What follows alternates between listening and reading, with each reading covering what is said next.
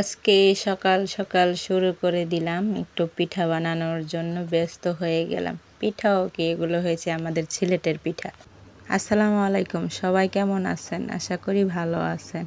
আর এই যে পিঠা বানানোর কাজে ব্যস্ত হয়ে গেছি। আর আমার তামিম বাবাটা অনেক দুষ্টুমি করতেছে, বলতেছে তুমি তাড়াতাড়ি পিঠাটা বানাও, এই পিঠাটা আমি খাবো, এটা আমি লাভ পিঠাটা আমি খাবো। আর ছেলে মেয়ের দুষ্টুমি খুনসুটিতে আমারও খুব ভালো লাগতো। এখন দেখুন তামিম কি করে। চিনি দিয়ে কি করবা তুমি এখন? তোমার জন্য পিঠা বানামু, তুমি পিঠা খাবা। পিঠা খাইব আমার তামিমে। চিনি খাইতে হইব এই সকাল সকালে? পিঠা খাবা না? আজকে তোমার জন্য পিঠা বানাবো। একটু নে। কে খাবে এগুলা?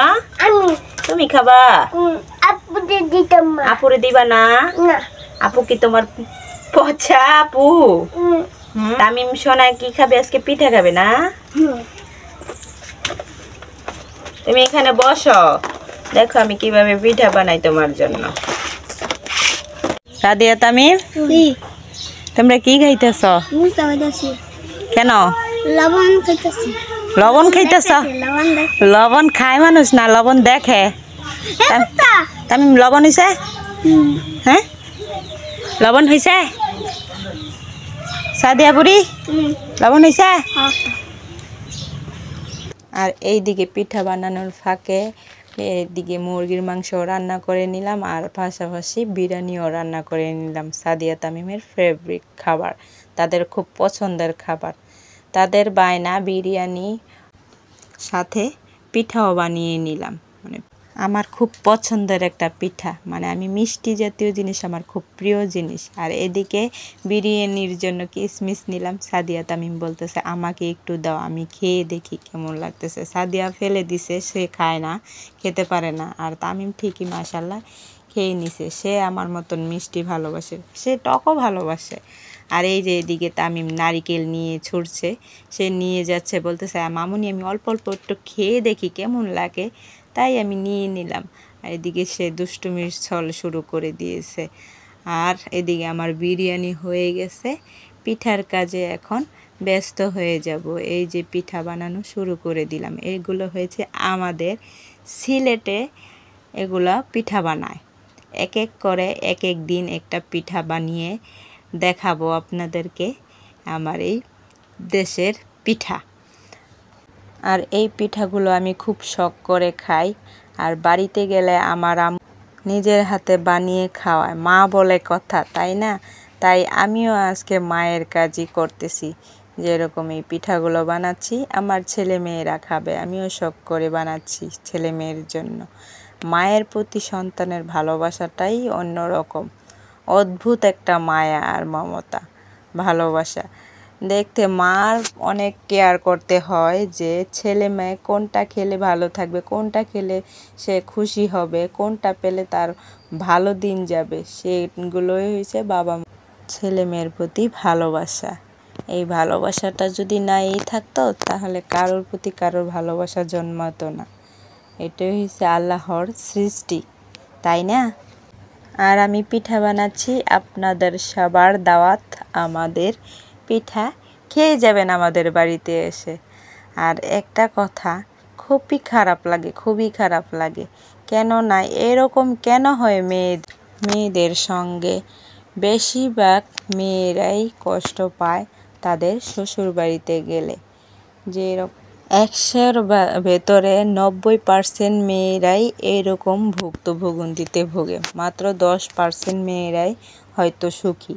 ভালো ভালো ফ্যামিলি যারা, তারাই একটু মেয়েদের সঙ্গে ভালো ব্যবহার করে, যে বাড়ির বউদের সঙ্গে ভালো ব্যবহার করে। আমার লাইফে ঘটে যাচ্ছে এইরকম, যে এরকম আত্মীয় স্বজন শ্বশুরবাড়ির উঠে পড়ে লেগে গেছে। আর এইরকম প্রতিবেশীরাও আমার সঙ্গে এরকম করে। কেন এরকম হয় আমার সঙ্গে বুঝি না কেন। তারা কেন আমার ভালো চায় না, কেন আমার ভালো দেখতে পারে না, এটা আমার বোঝার কোনো ক্ষমতাই নেই। আল্লাহর কাছে আমি এইটাই বলি, কেন আমার সঙ্গে এরকম ঘটতেছে। আর এই যে আমার তামিম বাবা চলে আসছে পিঠা বানানোর সঙ্গে সঙ্গে সে পিঠা খাবে, বলতেছে মামুনি আমাকে একটা লাভ পিঠা দাও। তাই তামিমকে পিঠা দিচ্ছি, সে বলতেছে মামুনি আমার শরীরে তো তেল ছিটে আসবে। আমি বলতেছি না বাবা, তোমার শরীরে তেল ছিটে আসবে না। সে বলতেছে আমি এগুলো মজা করে খাবো, আরও খাবো পিঠা। এদিকে সাদিয়া বলতেছে যে মামুনি আমাকে একটা পিঠা দাও, আমিও খাই। আমি বলতেছি তো পিঠাটা নামিয়ে নিই, তারপরে তোমাকে দিচ্ছি। অনেক গরম পিঠা তো, এটা খাবে কীভাবে, ঠান্ডা হয়ে নেক।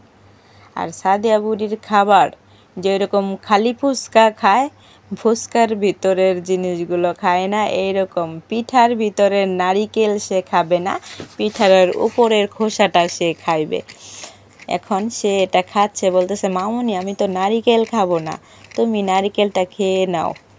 আর এদিকে সাদিয়া খাওয়া শেষে পিঠা বানানোর জন্য লেগে পড়েছে, বলতেছে মামুনি আমি একটা হলেও পিঠা বানাবো, তুমি যে পিঠা বানাও খুব সুন্দর করে বানাও, আমিও তোমার কাছ থেকে পিঠা শিখতে চাই। বলতেছি তাহলে চলো তোমাকে পিঠা বানানো শিখাই।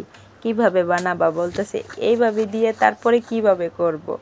আমি দেখাই দিতেছি, এইভাবে দিয়ে এইভাবে চাপ দাও মেশিনে, তারপরে পিঠাটা হয়ে যাবে।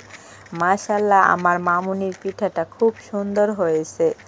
শেষে পিঠা বানাতে বানাতে নারিকেল শেষ হয়ে গেছে, কি আর করব। কিছু চালের গুঁড়ি মাখানো এগুলো রয়ে। আপনারা কমেন্ট করে বলবেন কিন্তু আমার সাদিয়া মামুনির পিঠাটা কেমন হয়েছে। মাশাআল্লাহ আমার সাদিয়া মামুনির পিঠাটা এখন দেখুন খুব সুন্দর করে সে বানিয়ে ফেলেছে। বলতেছে দেখো মামুনি আমার পিঠাটা কেমন হয়েছে, দেখুন তো পিঠাটা কেমন হয়েছে, খুব সুন্দর হয়েছে মাশাআল্লাহ। আর এই দিকে আমি লুচি বানানো শুরু করে দিয়েছি, যেগুলো রয়েছে সেগুলো দিয়ে লুচি বানাচ্ছি। সাদিয়া বলতেছে এগুলো মামুনি আমি খাবো, এগুলোর ভিতরে নারিকেল নাই, এগুলো শুধু আমি খাবো। আর আমার শ্বশুর বাড়ির কিছু আত্মীয় স্বজন এই লুচির মতন ফুলে তারা আমি কেন ভিডিও বানাই, আর কিছু প্রতিবেশীরাও এইরকম অবস্থায় আছে, শুধু গবেষণা করে যেরকম লুচিটা ফুলতেছে সেই রকম আমার চলাফেরা দেখলে তাদের জ্বলে। এত জ্বলে কেন ভাই তোমাদের? তোমরা তোমাদের চরকায় তেল দাও, আমি তো তোমাদের কোনো ক্ষতি করিনি, ঠিক না? কেন তোমরা আমার সঙ্গে এইরকম করো? আর পরের ক্ষতি করতে চাইলে নিজের ক্ষতি অবশ্যই হবে, দুদিন আগে আর পর। আর অবশেষে আমার পিঠা বানানো শেষ। এই যে সাদিয়া পিঠা খাচ্ছে, আমার তামিমও পিঠা খাবে। সে কিন্তু এত পিঠা তো খাবে না, কিন্তু সে বলতেছে আমি মামুনি বিরিয়ানি খাবো, বিরিয়ানি আমাকে দাও, আমি বিরিয়ানি আগে খাবো তারপরে পিঠা খাবো। তাই কি করলাম, দেরি না করে আমার বাবাকে আগে বিরিয়ানি দিয়ে নিচ্ছি। সে মজা করে বিরিয়ানি খাবে আর আমি দেখব তার মজা করে খাবার। আজকের মতো ভিডিওটা এই পর্যন্ত। আল্লাহ হাফেজ, সবাই ভালো থাকবে।